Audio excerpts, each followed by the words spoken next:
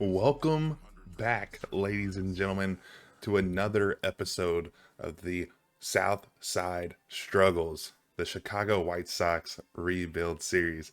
In the last episode, we were able to take a look at Noah Schultz.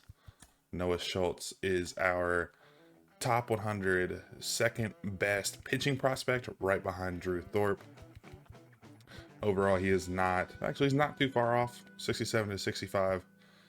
So we took a look at him. He's a 6'9" lefty, very similar to Randy Johnson, only an inch shorter.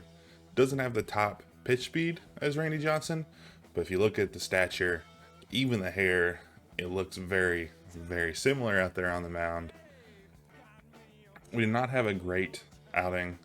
If we take a look at the calendar, we can show what exactly went on. Looking at the box score, we got the loss. Only pitched 6 innings, allowed 6 hits, 2 earned runs, and 7 strikeouts. Not a terrible ERA. Didn't get much run support from the guys, but if we had a little bit better outing, we would have limited our hits, limited our runs. But we did have 7 strikeouts, so that was more than one per inning. So it's really, really good to see from the young gentleman. Super excited about that. Not a bad 1.92 ERA is not terrible. Again, if we would have had a little bit more run support, definitely would have got the win there in that one. So in this video, I want to take a look at the Twins. We're going to have Jairo Iriarte on the mound today. He has not been performing very well at all. Heading back over the roster, he's a rookie. He's only 22 years old. He does have B potential, so in the 80s. But looking at his stats, 5.89 ERA with a 1.58 whip and 18 innings of work. He does have 8 strikeouts, but he has 9 walks. That strikeout to walk ratio is horrendous. You want the strikeout to walk ratio to be higher than 1. Right now it is 0.9 something, 0.88 or 0.89 or something like that. His ERA though is horrendous. I do believe it's probably the worst in our pitching rotation here. Oh no, unfortunately it's not the worst. Feedy is leading that category. So we have two things to really consider here. We're going to take Jairo Iriarte. He is the rookie, the young guy. He's not, not going to get cut or anything. He's just going to get relegated to the minors. But he can develop down there a little bit better. He didn't make the opening roster because I think in real life they do have a lot of injuries. So it makes sense to bring him up, especially when you're more focused on Drew Thorpe on getting to be, a dominant pitcher, because he is your top prospect. I think he's a second prospect, I do believe. Let me just fact check that. In the game, it's a little different. He's our 4th prospect, but he probably is our next guy up, maybe right behind Colson Montgomery and Jacob Gonzalez. Hopefully they're soon to follow. His development has gone a little slower than I expected. He will probably not make the majors this year unless he sneaks in for September call-ups, or if we just have a lot of injuries, but we will see. But back again to Jairo Iriarte, not having a great year so far, so we're going to look to correct that in this outing. I'm going to give him a go myself, and we'll see how he does. If he doesn't have a good outing, we'll definitely consider probably demoting him. We probably will end up demoting him, and we'll probably be bringing up either Brad Keller, who's been having a decent year in AAA, 2.73 ERA, 26 innings of work with 23 strikeouts and only 11 walks, and he has a below 1.4 whip, which is extremely good to see. Or Jake Woodford, 32 innings of work, not as many strikeouts, a little bit less walks, but has a lower ERA and more innings of work, so that's extremely good to see. He doesn't have the velocity as Keller does, but the break is very similar. His walks per 9 are better, but if you're looking all the way around, I do think Brad Keller is a little bit more polished around the stats. And then the other option is Chad Kuhl.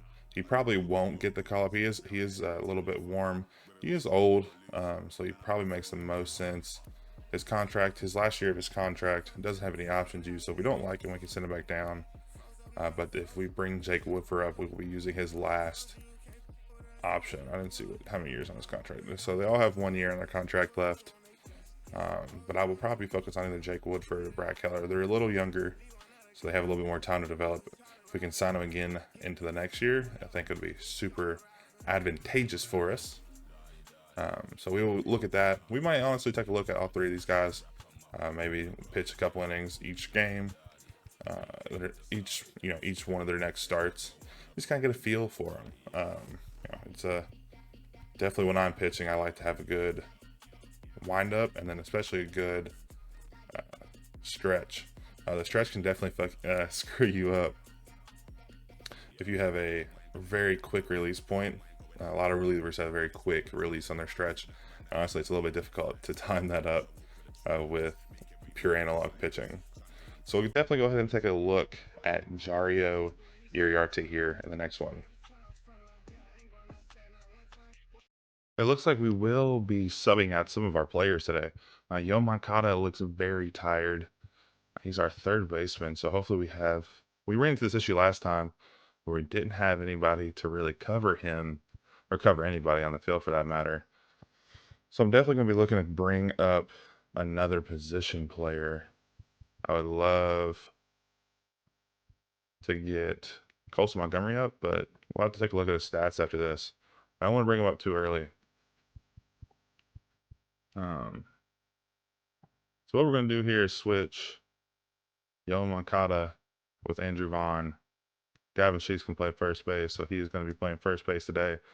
And then we're going to take Eloy Jimenez and stick him. I know we have a right fielder, so we can put in either Deloach,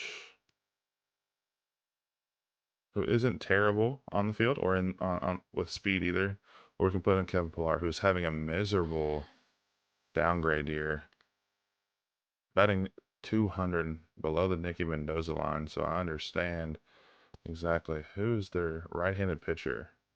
So we're definitely going to be putting in Dominique Fletcher, who's having an amazing year so far for Yo Moncada in right field. So hopefully this doesn't screw us up too much. I know Vaughn needs a little bit of a break as well, but he will have to wait another day. So this is what we're going to ride with. As you can see, the averages here. Fletcher with over 370. Great to see, but our best player, Luis Robert Jr., is batting sub 200. That is not what you want to see, especially where we're looking to develop him into a perennial all-star best player in the league. It's extremely worrisome to see that.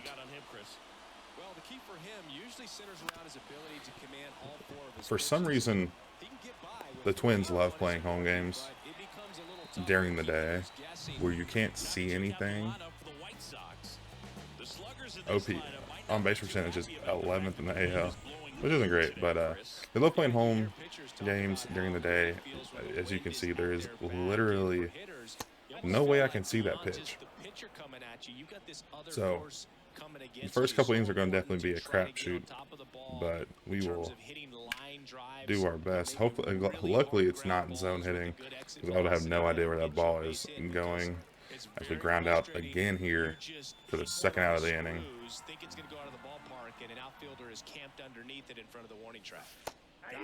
As we take strike 3 at the knees there. Honestly, wish I could see the pitch, but it is what it is. Looking at the standings, it looks pretty similar to real life. We're through about 10 games in real life at this point.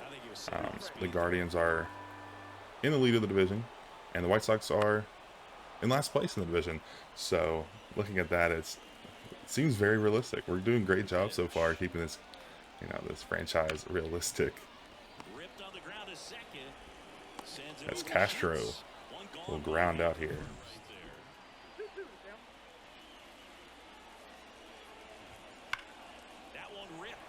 As Fletcher makes a deep run to it almost into the wall there.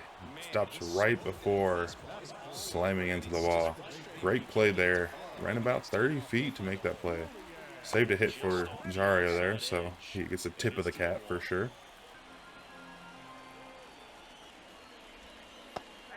We get a swinging strike 3. He'll be sat down at U of R Julian, I think. U of R or something. Julian sat down in the changeup, middle of the zone. As we get a good rip by Robert Jr. And that will be our first hit of the game. Hopefully he can turn it around here soon. We definitely need him to be performing well to really have a chance with this dynasty.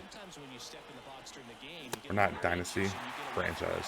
Thinking about college football. Fletcher swings at one very high in the zone. Never realized Fletcher was so tiny. You can, as he sneaks one through the infield, but he's only like 5'7". Super short. Kind of like similar in stature to Jose Altuve, a really short guy.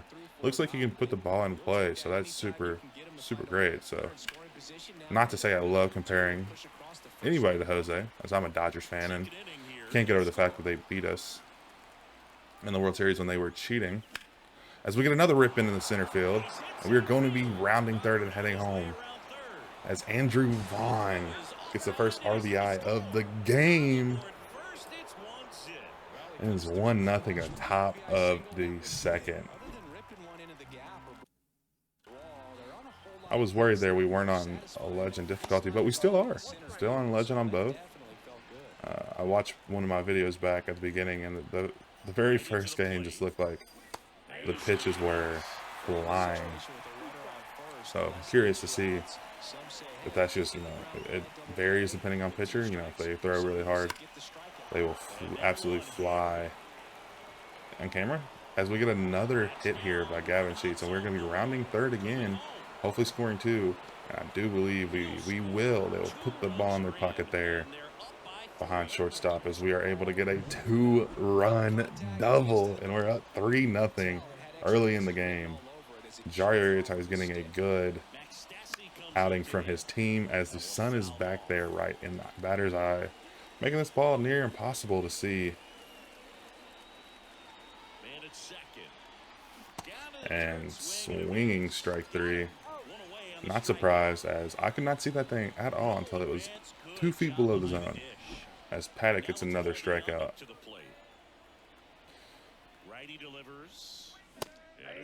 I say call a strike up, as Paddock is nearing 40 pitches with only 1 out in a second.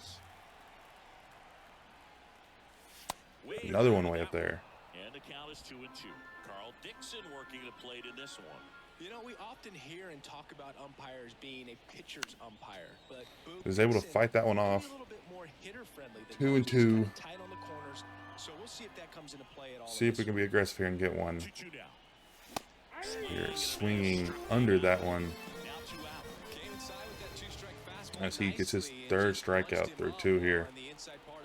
Definitely need to limit the Ks. I'm not great at... I feel like every time I get an out, it's either 50% of the time it's a K. So I feel like their stats are definitely going to be skewed playing me, just because I don't have any chance to really relocate the bat head and stay alive. As we strike out there, those 2 strikeouts there because of the sun. I'm not even gonna act like it wasn't. So getting back to the top of the second.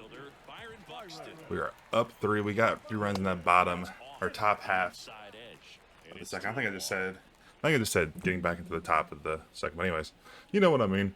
But yeah, I'm recording a little bit this in the morning before work. So we're gonna ground out to third base, and I'm making eggs. And we all got like that paper mache carton because we don't typically eat that many eggs, but we've been eating a lot more recently. And I got the 30. Like the 30 rack eggs in the plastic container. And holy heck, like, that sounds like a bomb going off in the morning. Oh my goodness, like, it's so loud. It literally sounds just like 1,000 dishes fell over in the house.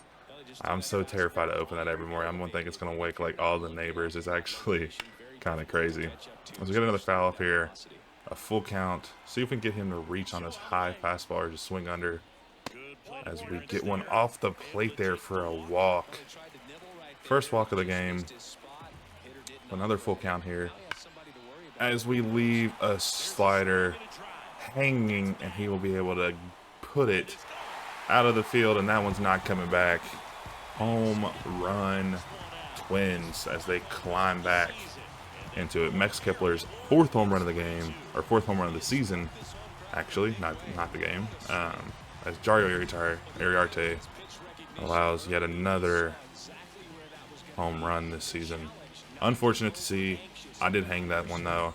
Should have gone with the fastball or something, but we did not. We're not able to capitalize there. As he reaches for that one, exactly what I wanted from last time. But we got on the next pitch. We're still up one, so it's not the end of the world. Carlos Santana helps us out there with reaching for that ball. As he grounds out to Lopez on a fastball up in the zone. He was up high on that one. He thought it was going to be out of the zone for sure. As we get through the second here, after Max Kepler's home run that barely sneaked over that big right field wall here in Minnesota. Getting to the top of the third inning, Nicky Lopez will be up to bat as he takes ball 2.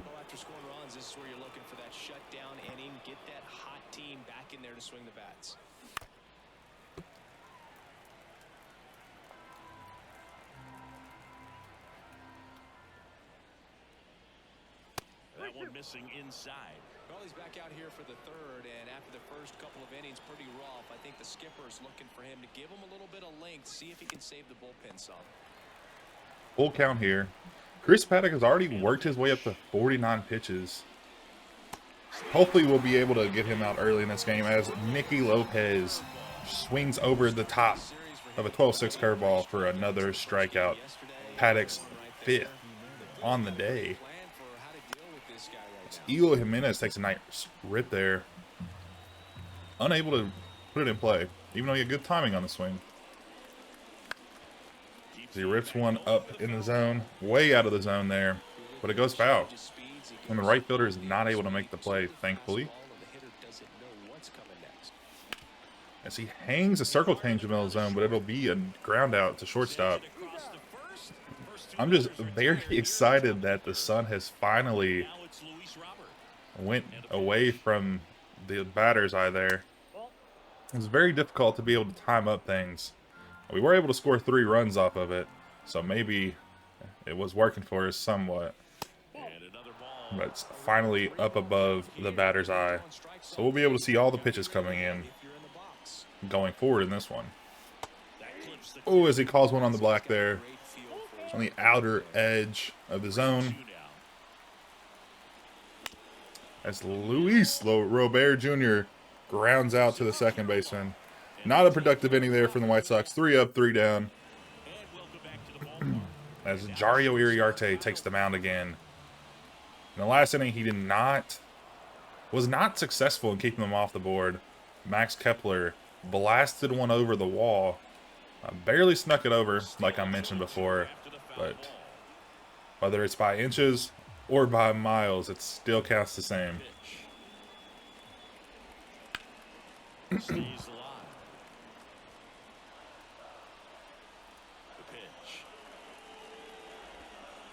As we strike him out, Kyle Farmer will go back to the bench as Jairo gets his 2nd strikeout of the day. Willie Castro's not having a good series, 0 for 5 at the plate. Hopefully we can continue that hitless streak. As Benintendi is not able to get there, as Castro will get his first hit of the series. We throw it back in. Interesting there. I did throw it to the cutoff originally, but then for some reason I made a boneheaded decision to throw it to second base, and he still threw it through the cutoff. So I'm not sure if sometimes they'll just make the decision on their own.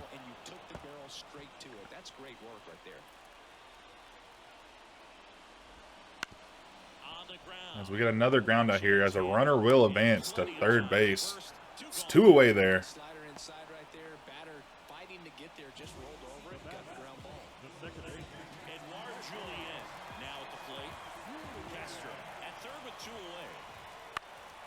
So we leave one over the zone, middle there with the fastball.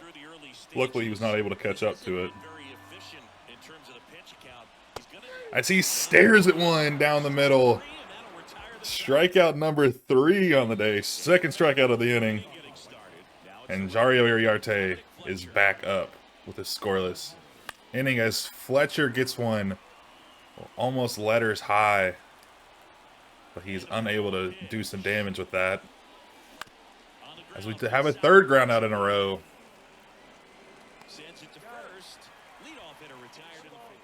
After the big second inning both ways, we have not been able to produce anything. It's only the 4th inning here, but I think there's only been one hit.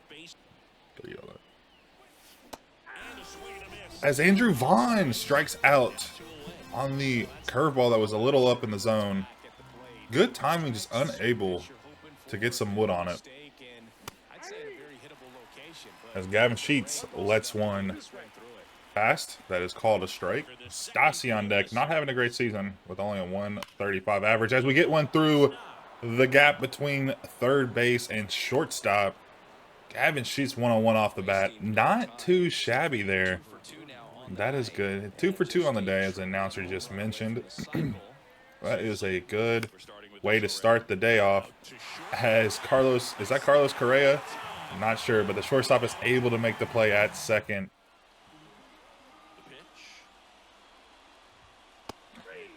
Strike 3 on the inside of the plate. Just kissed the black there. And that will be Jairo Iriarte's 4th strikeout of the day on Byron Buxton. Gladly we were able to sit him down. He can do some serious damage at the plate.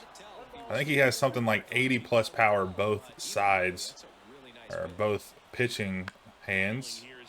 So he clearly is a big power hitter, so that is good to get him out of the way here. As we get his 2nd strikeout in a row in the bottom of the 4th, and Iriarte is cooking after that big second inning by the Twins. His confidence is up. The PCI is up as another one gets ripped off the bat, but Fletcher should be able to make the play as he puts his back up against the wall, and it will be out number 3 going to the top of the 5th. White Sox still on top 3-2 as they will relieve Paddock with Stephen O'Kurt not having a terrible season in 11 games. 12 innings pitched. Oh, sorry. I had it right all the way down. 11 games. It's a 5.25 ERA. Not a bad strikeout rate at 22.2, but you want to see that around 30% if you're really a strikeout pitcher. 1 strikeout per inning is pretty normal for a good strikeout pitcher. Obviously, that may be a little high when you average it over a year. But early on in the year, especially when you haven't seen a lot of guys, and it's kind of a unknown factor, you want to see that a little bit higher. They have the whole bullpen working here as we do not have anybody up. Maybe that is an indication we need to get somebody up as we get a nice hanging slider as Paul DeJong does not have the power to drive that out. Lucky for O'Kurt, it was not someone like Robert or Eloy Jimenez up to bat because that could have been some serious damage. As we're able to get another hit here by Benintendi. Good contact and vision on the left-hand side. Oh, as they make a diving stop there. And that will be out number 2. But the runner does advance to second into scoring position as Eloy Jimenez comes up. Not having a great year so far, you can see down there on the right-hand side. Batting a little under 230, only 4 homers. OPS not looking too hot. Hopefully we just have the preseason jitters, but he is averaging 333 with runners in scoring position, so that is not too shabby. Hopefully we just have some preseason jitters, and we're able to capitalize later on in the season as we get a fastball in towards the hands, and that will be a fly out to left field. Out number 3, and we're through 5 innings here.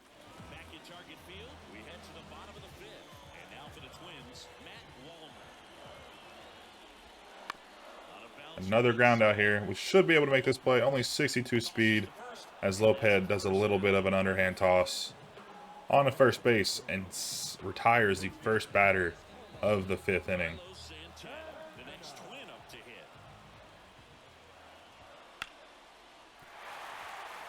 Santana puts one into the outfield. There will be one runner on, as we were almost able to throw him out there. Oh man, going back to, I think I took a year off in 2021, and the last game I played that had the ability to throw someone out at first was 2020. Super unrealistic. I'm not sure how often that happens where an outfielder, especially probably mostly just from right field, will be able to throw someone out at first base. There's definitely a few people that come to mind. Vogelback is definitely one of them that will be able to be thrown out at first because they're so slow.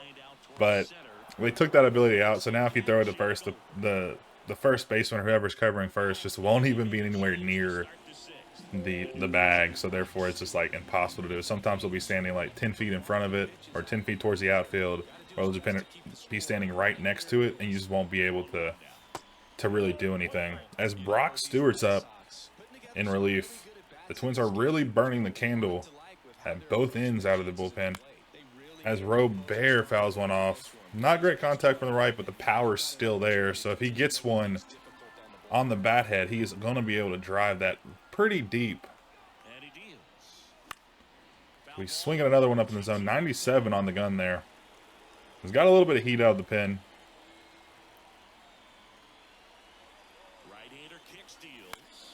But man, how I would love them to be able to bring that back, especially in Diamond Dynasty. It was so funny because there was a lot of guys that, you know, had a lot of power and stuff, but didn't necessarily have any speed on the base path. So you were able to get outs at first base all the time just by throwing it there because they're so slow. It's 100% irritating when it happens to you. As Luis Robert strikes out. Unfortunate to see, but we are still up a run, so we are not in too dire straits, and we don't need a hit just yet. Hopefully we can hold on to that going into the late innings and into the final call there. But yeah, it would love to see it back just from a trolling aspect. It is so funny to get somebody out because they get a good hit, they just hit it way too hard. You know, it's 110 off the bat, but it's just a grounder through the infield. The right fielder just comes up and fires one to first, and they're out before they even get there. It's just like you expect a hit, and next thing you know, you're out at first base. As we rip one into left field, and the left fielder is going to be able to make the play. Unfortunately, is that Wallner out there? Is that how you pronounce his last name? He's been pretty active out there in left field. As Vaughn chases, definitely thought that sweeping curve was going to be able to get closer into the zone, but it had some late break there. He throws it again, but we were able to lay off this time. As we cut and miss on a cutter that ran a little bit too far out. That'll be the second strikeout for Stewart there. Definitely should have had been somebody warming up in the bullpen. I need to get better at managing the bullpen for sure. As we look like we want to bring a lefty up, and we will get Tanner Banks warming up in the pen. Hopefully we can get through this inning, or at least 2 batters before we bring in the reliever, as Kirilloff hits one in between the outfielders. And we'll be pushing for second base as we take our time in the outfield, and he is going to be safe. Oh, man. Not a great play out there by our left fielder. Definitely would like to see him come up a little faster on that. He took his sweet time in the outfield. It would have been a close play at second, but maybe we would have been able to get him out there. I didn't even realize we were at 102 pitches. That is the one thing bad about pitch count or quick pitch, is that you just don't, sometimes you just don't know. And it's just like, oh shoot, you look and it'll be like 100 pitches, and I'm like, oh, that doesn't feel like I pitched 100 pitches. And it's because you definitely did not pitch 100. As we're getting ground out to second base, but the runner will advance to third. With only one away here. A little bit worrisome when we're only up 1 run, and Byron Buxton is up to the plate. I think we're going to go ahead and take a switch here to Tanner Banks. He has a 5-pitch mix. There was 94-ish with his fastball. Hopefully we'll be able to keep the runner from coming in as he strikes out Byron Buxton swinging. And that is a crucial out, number 2. Now 1 out here will get us out of the inning. Huge, huge moment by Banks here as the count runs to 2-1. Jeffers is able to foul one off into the stands.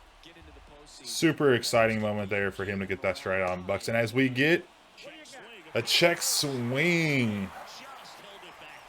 Not sure if that was a check swing, but he should have gave it to us. Get out of the shame as John ranges to the middle to make a play, and he will be able to make the play at shortstop as he travels pretty far to get that one. Look at that play as he comes across his body and makes the throw. I love to see it, and that is why we are 15th in fielding and last in everything else. That's what I mentioned in the first episode. Hopefully we were able to make some plays in the field to save some runs, and that's a big moment right there. Gavin Sheets having a 2-for-2 day. Looking at his season splits here, 400 against lefties. I think 244-ish against righties, though. And that will play. I mean, if he's hitting that well against lefties, it's not too shabby. As they throw a curveball up in the zone. Big movement on that big curveball there. We ground out to shortstop yet again. We have a lot of ground outs this game and a lot of pop outs, fly outs to left field. At least we're not striking out consistently. That's good to see. As we swing at a horrendous pitch. As I'm mentioning that we're not striking out too much. As we give them a chance to strike us out here. He follows it up with another high fastball. He was hoping lightning struck twice. And we swung again. But we did not. As that slow slider, 84 miles an hour, fools us. As it carried a little too far out of the zone. Definitely looked like it was going to be a little closer. But we were fooled nonetheless.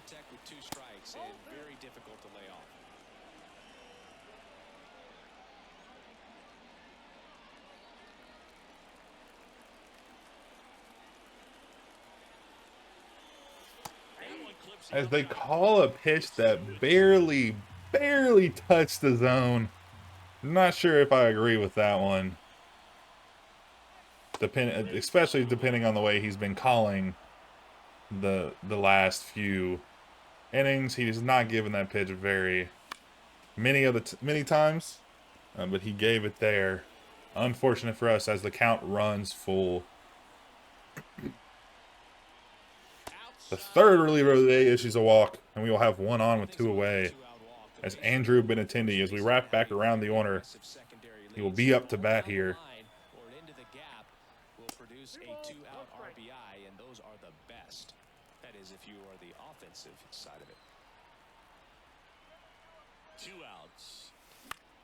As we get a little blooper over the infielder's head, and we will have 2 on in the top of the 7th. As Nicky Lopez will be up to the plate. 0 for 3 today. Hopefully he can turn his fortune around and get a hit here. As he gets a freaking hanging curveball. But the left fielder is able to run it down. And that will be the end of the top of the 7th. As Max Kepler, the man who has done all the damage for the Twins, is back up to bat. Keeping him off here is going to be crucial to start the inning. Give Tanner Banks a good start to the the bottom of the 7th.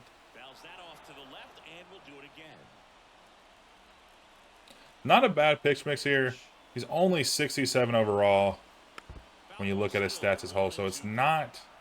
There's definitely stuff to be desired. But with the 5-pitch mix, you can definitely work out of a lot of sticky situations.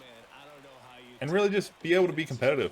His speed isn't overpowering out of the pen, as you see a lot of relievers are nowadays. But he's able to work around. Not sure what his season stats are. We can take a gander here. 1.8 ERA, so that is definitely playable. 4.8 Ks. Yeah, not a big strikeout guy, but not a big walk guy either. Only allows about a hit per inning.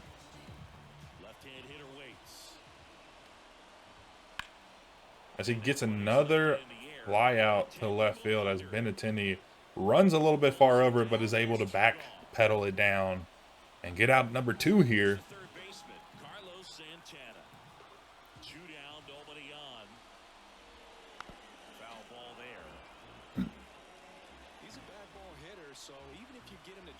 pitches outside the zone, he still might beat you.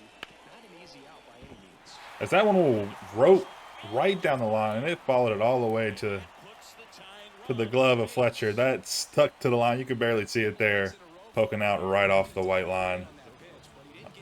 As Santana will get their first hit. As we get a batter to swing on that slider that was extremely far in the zone, and he will line out to second base for the last inning of the 7th. Eloy Jimenez here back up to bat 0-3 as we get another ground out to second on a good swing, good time swing anyways, 95 miles per hour off the bat. Good swing all around. Unfortunately not able to really do much with it with that sinker up a little bit in the zone. Definitely want to get that sinker down to be more of a ground out pitch, but regardless there, it gets the ground out.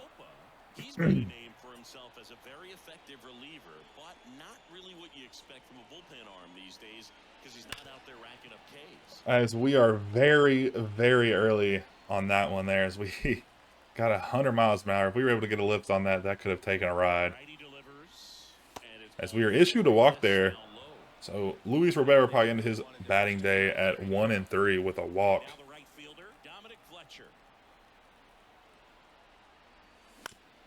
As we will probably ground out into double play unless something crazy happens, and that will be we are unable to get anything in the last inning in the top of the 8th as we ground out into a double play there to end it. Yeah, after that second inning, it's just been pretty quiet all the way around. Hopefully it can stay that way. Hope I didn't jinx us here as we get another fly out to center field. A little worrisome that Tanner Banks is pitching so much to contact. They're not making terrible contact, just not getting a lot of wood behind it, not being able to send it very far. As we get a strikeout called on the bottom of the zone, I will take that one and run with it. That's like robbing a bank there, as it barely kissed the zone, but the umpire enjoyed what he saw and gave us the strikeout. Second strikeout of the day there, as Edouard Julien takes one deep down the line, but it goes foul. Lucky for us. He didn't chase there. Scary moments. I thought he tied it up, as he is not taking any of these, or he's not swinging at any of these. He's having a good eye here. As we get another pop up to center field, as Robert has to take a little bit of a run for it, but he'll be running that way anyway. He'll be running that way anyways to go back to dugout, and that will be out number 3. And it is time to warm up our closer, John Brebbia, the man with a nice beard in the pen. He will hopefully, at a minimum, have a 1-run lead, unless we can do something, and that was the pitch to do something with. Hung a circle change just early, and we were unable to capitalize on that, as he strikes us out with that slow slider coming in at 82 miles an hour. It creeped along just before dipping out of the zone.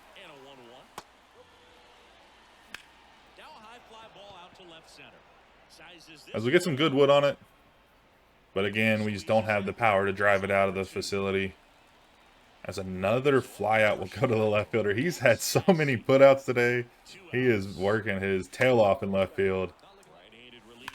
As Stassi gets a good rip, but again, right to that left fielder. He must have a magnet in the gun, or in the glove, because he is getting everything right to him and catching everything. As John Brebbia has made 6 appearances so far, has an ERA of 3.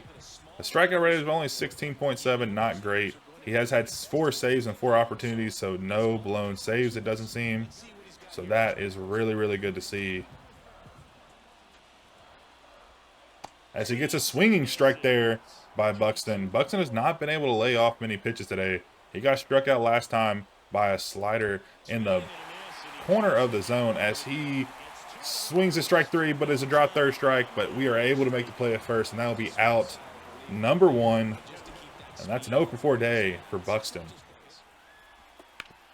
As he rips one to Vaughn, the 2-hopper will result in an out at first base. And we are 1 out away from completing this save and winning this game. And that should do it here in Minnesota. And that is out number 27. And that is the game. The White Sox get another win here on the road. That is good to see out of the boys. The second inning there was where all the damage occurred for both sides of the ball. 5 runs scored in 1 inning and nothing else the rest of the game. Everybody was able to put some hits together on both sides, but nothing was able to come from it. As Brebbia is the player of the game, as he gets his 5th save on the season. And Jairo Iriarte went 5 1/3, 4 hits, 5 strikeouts, only 1 walk, but he allowed 2 runs. Not sure where that puts his ERA, but let's take a look. So taking a look at Jairo Iriarte's ERA or stats this year, 5.32. I think that was above a 5. It was a 5.89, if I do remember correctly. So it did drop a little bit, not as much as we would like. The whip is still above a 1.4, barely above, but still above nonetheless. So we will keep him around for another few weeks. Again, if he's not having a great year, we will probably demote him and promote one of our top 3 pitchers out of the minors. And then we will probably end up promoting Drew Thorpe. He's having a killer year in 20 innings. He's only allowed less than 1 run per 9 innings. So that is extremely good to see. His whip is also extremely low. 22 strikeouts, so more than 1 an inning. His strikeout ratio to walks is 4-1 almost, a little bit above there. And he has 1 win. So he is doing extremely well in AA. So we are going to look to promote him very shortly. Looking at our other top prospect, Noah Schultz here. 18.2 innings of work, 20 strikeouts, so he has a 3-1 strikeouts to walk ratio. That's good. A little bit below a 2 ERA and below a 1.4 whip there is where you really where you want to sit. So those are both good. So we will have to look at promoting both of these guys into AAA here soon. Even Kai Bush coming in at 0.86 ERA, 1 whip exactly. Strikeout ratio almost 5-1 and 21 innings of work. So we have 3 good pitchers in the AA. Our AA team should be having a great year so far, but they're only 7-8, so we must not be producing many runs for the pitchers. Taking a look at our top prospect, as he is actually over the overall of our starter in the majors. That's never what you want to see. Definitely not. As we look at his stats, 279, 313 OPS, 459 slugging as a 772 OPS, or on base percentage was 313. Sorry, little word confusion. He's been able to hit 3 home runs, only 6 RBIs. Not a great look. Let's see where he's at in the lineup. He's batting 3rd in the order, so that's not great to see with only 3 or 6 RBIs, but maybe that's an indication that some of our guys are just not getting on base ahead of him, as I'm not sure, as we need a DH. None of these guys are really good enough for DH, so we'll just put Eddie Park there.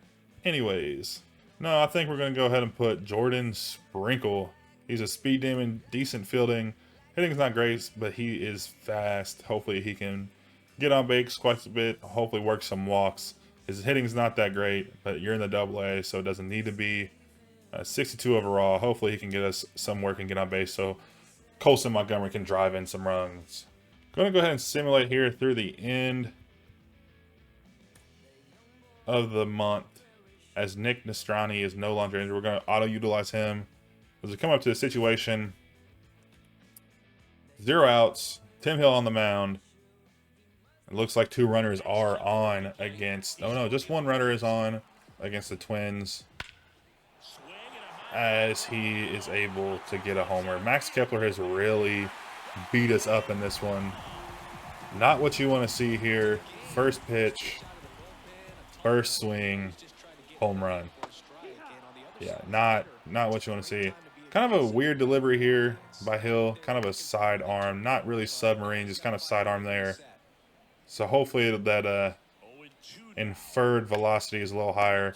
But it did not affect Max Kepler, as he was able to blast one over the left field fence. And they are on top, 8-7. As he gets another strike called here. As he gets strike 3 called on the corner. Down and in. That'll be his first strikeout. After that home run, he has gotten 2 outs in a row. Why could he not have gotten the one that we needed to stop? As he grounds out on the sinker. And that'll be out number 3. And we will be headed back to simulation. As we enter again here, they had a 4-run inning in the 8th. That is not good. As Luis Robert Jr. is on with no runners out, 2 on, and he's up to bat. Has an 0 for 3 day. As Johan Duran bust ones past him. I didn't really realize that Johan Duran was out here. So that makes a little bit more sense since it's the top of the 9th, looking for to get that save. As he blows another one at 100 miles per hour. Johan Duran has an argument to be made that he is the best reliever in baseball right now. You also have, as he strikes him out, 3 straight fastballs, all triple digits. The Orioles also have a good reliever. He had a really good year last year. But Johan Duran with that 100 miles per hour and then that 15 mile per hour speed difference between his fastball and his slider, or 12-6 curveball, sorry. As we are able to hit one there, 101 on the gun. Insane. He's able to touch 102 with it. That's just crazy. As we check swing there, almost gets hit on the hip. Could have done some serious damage to him. That would definitely hurt. So foul another one off here. As we swing over top the splitter. Not much vertical movement, just slow enough to fool us. We still had good timing, but we barely miss it, it seems. As we stare at a fastball down at the knees. That ball gets on you very, very quickly. As we ground out to shortstop, and that will be out number 3. And we are not able to get back the 4-run inning that we gave up in the 8th. Unfortunate to see, but to be expected when you give up 8 runs. Luckily, we were able to stay close with 7, but we were not able to capitalize. With Max Kepler getting 2 home runs, 3 RBIs, we gave up one of those in the 8th. Not great to see. And that will do it for us in this one, guys. If you wouldn't mind leaving a like and hitting that subscribe button, that would be huge for the channel. I appreciate you tuning in. Be sure to catch the next episode, and we'll see you on the next one.